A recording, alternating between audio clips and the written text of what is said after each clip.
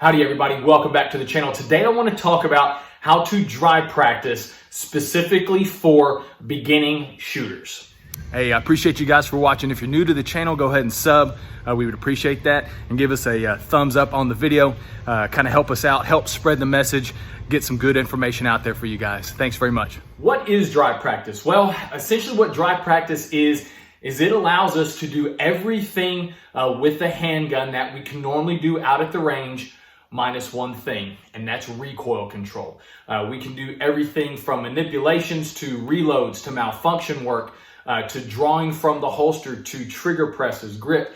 All that stuff we can take care of in our homes, and then when we go out to the range, we just confirm the skills that we have practiced in our house. One of the great things about dry practice, guys, it's free. It doesn't cost anything, but we've got a few rules, a few things that we need to cover first before we get into dry practice. First off, guys, we still abide by the 4 rules of firearm safety. With dry practice, we still abide by those, but we have to put them in context. So let's take the first rule. We always treat guns as if they're loaded all the time. Let's put this in the context. There's 2 things that we do to guns. We shoot them and everything else. Dry practice is everything else. So in order to begin to do everything else, we've got to learn to properly clear our handgun. We have to be 100% sure that that firearm is unloaded. I want to go ahead and show you how to properly clear a firearm. The first thing that we need to do in order to properly clear our firearm is we need to remove the source of ammunition from the gun. So with my primary hand still on my gun, I'm pressing the magazine release button with my thumb, and that magazine comes out. If it has stuff in it, you can put it away, but empty magazines go to the ground, guys. So we have to remove the source of ammunition. If I want my truck to stop driving, I'm going to drain the gas tank, or I'm going to run the gas tank empty. This is essentially what we're doing. We are removing the gas from the gas tank. I'm removing the source of ammunition. Number 2, we're going to remove any round that is in the chamber. So first thing I'm going to do is bring the gun in front of my face, hand behind where the slide serrations are. Do not cover the ejection port. If there's something in there, I want that thing coming out. So as I bring it into my body, push, pull at the same time, I'm going to lock that slide to the rear using this slide release button. I'm going to press up on that button as I push and pull. If there is anything in that gun, it is coming out. With that slide empty, I'm going to physically look inside the magazine well and the chamber, and then I'm also going to physically feel inside that chamber to make sure that there's nothing in there. Why am I doing that? Well, you might have a stuck case in the chamber, and if your extractor is broken, you still might have a live round in that chamber. We need to be 100% sure that that round is empty. So I want to physically look inside the magazine well, look and feel inside the chamber to make sure that there is nothing in there, and then let that slide go home, and then we can reholster. This reason why here is one of the reasons why I'm an advocate of having a duplicate carry gun. That way I don't have to keep clearing ammunition out of my carry gun. I can use my extra gun for dry practice. Let's say you don't have an identical carry gun. We're going to do this with our primary. One thing I want to stress, and this helps me, guys, I do not want any live ammunition, any ammunition at all in the same room that I'm going to dry practice. This is why I'm in my bedroom.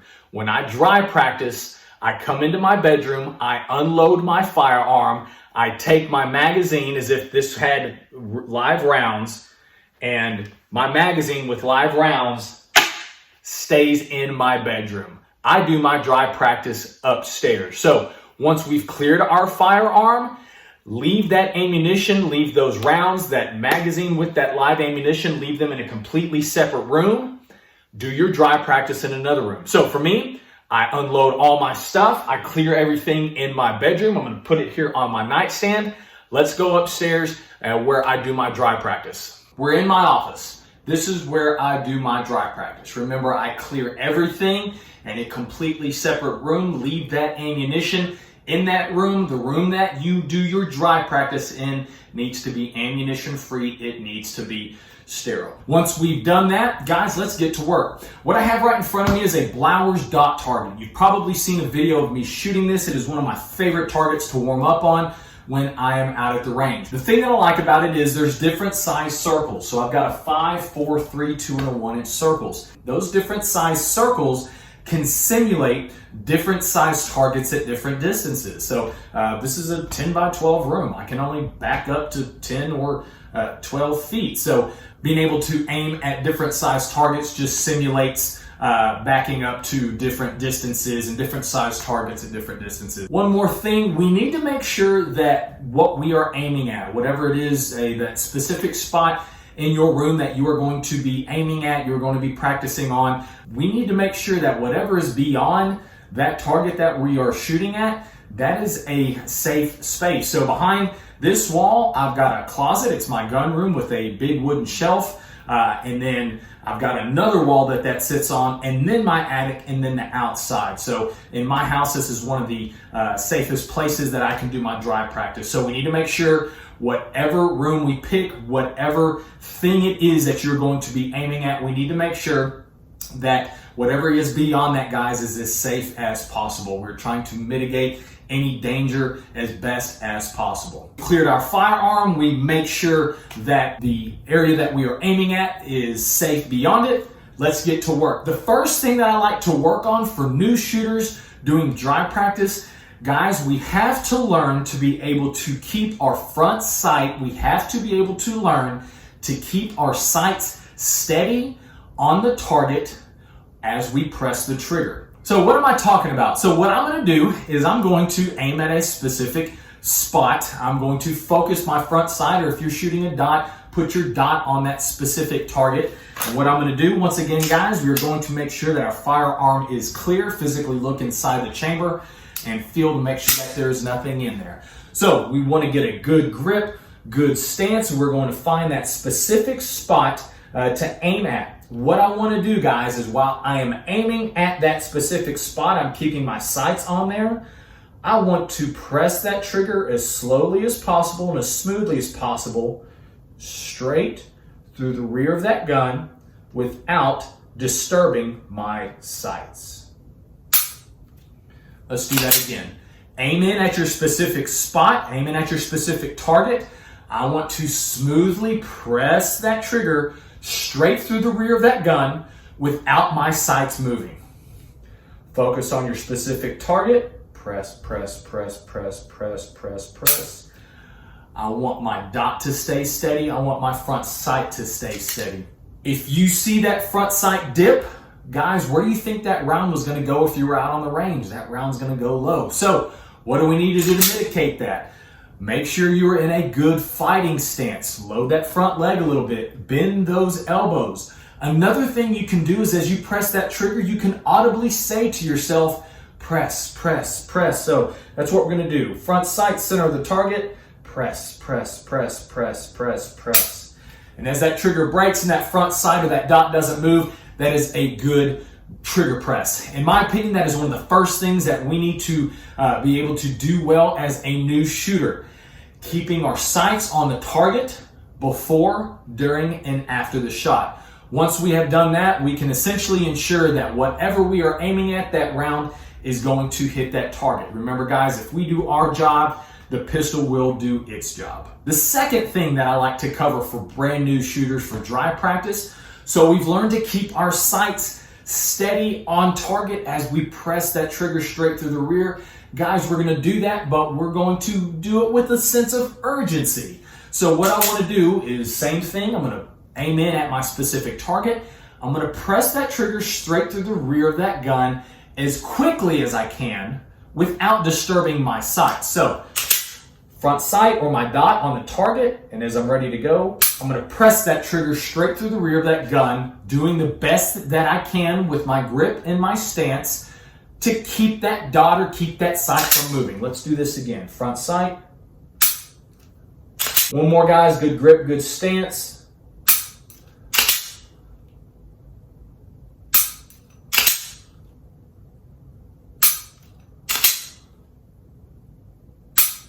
this is one drill that is really going to help you with your grip. So remember, doing the best that we can, finding that sight, focusing on a specific spot, and then pressing that trigger as quickly as we can with a sense of urgency without disturbing our sights. This is going to take some time, guys. Work on it.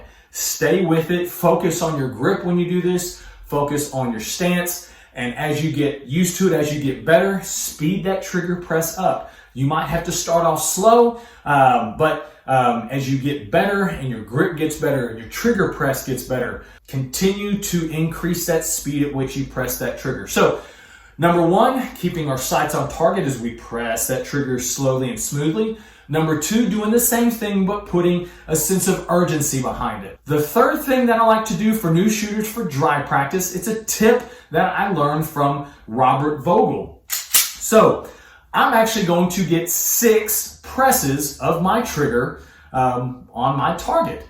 Only one of those is going to break. It's going to be the first one, but that doesn't prohibit me from getting more trigger presses and simulating a 5 or a 6 or a 7 shot round on target. So what I'd like to do is essentially a build drill. Find your specific spot, all right, aim in, and what we're going to do is we're going to press that trigger 6 times. That first one's going to break.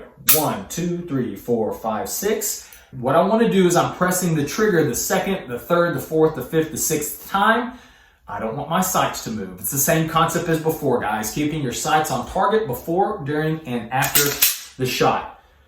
Focus on the target, good grip, good stance. 1, 2, 3, 4, 5, 6. Getting your 6 presses without disturbing your sights. One more time. 2, 3, 4, 5, 6. That's essentially what shooting is, guys. If we do our job, the gun's going to do its job. We want to keep our sights on target before, during, and after the shot. Once you have done this for a few days, a few weeks, go to the range and verify that what you're doing is working. And I'm pretty sure you're going to find out that it really does help you.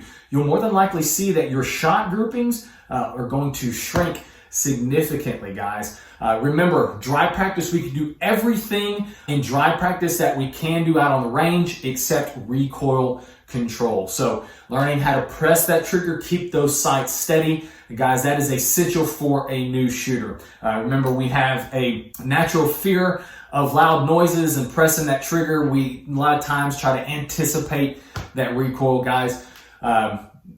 Just press that trigger straight through the rear of that gun. Thank you so much for watching, everybody.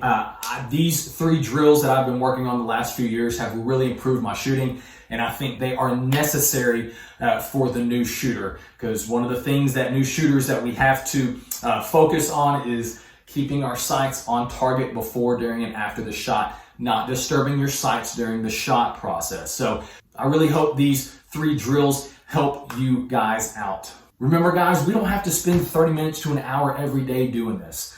Take 5, 10, 15 minutes, 3 to 4 times a week. Once we get used to pressing that trigger straight through the rear of that gun, you're going to see some drastic improvement when you go out of the range. So, guys, 5 to 10, 15 minutes of good dry practice, you're probably going to break a little bit of sweat. Any more than that, you're going to start to get a law of diminishing returns. You're going to start to get fatigued, and there's no reason to do that. So, guys, anywhere between 5 to 15 minutes, 3 to 4 times a week, just working on pressing that trigger, it is going to improve your shooting leaps and bounds. Thank you guys again for watching. Get your dry practice in, guys.